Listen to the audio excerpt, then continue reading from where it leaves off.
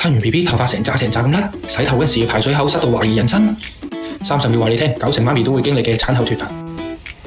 懷孕嘅時候雌激素會飆升，頭髮進入超長待機狀態。但係生完 BB 之後，雌激素會暴跌，將之前冇甩嘅頭髮一次過甩翻晒。佢唔係永久性嘅，但係自行恢復通常得6到7成。因為頭皮喺懷孕期間經歷過荷爾蒙過山車，微循環同埋毛囊嘅健康已經受損。呢個唔係脫髮，係遲到嘅正常代謝。為母乳嘅媽媽會將蛋白質、鐵、鋅呢啲營養全部送晒俾 BB， 媽咪嘅毛囊就會進入營養不良嘅狀態。你缺乏嘅唔係洗頭水，而係頭皮嘅營養急救。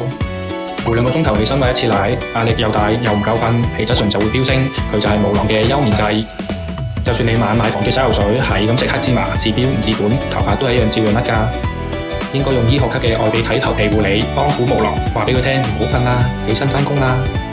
加上臨瞓前做返個5分鐘嘅頭皮按摩，促進血液循環，降低皮質醇。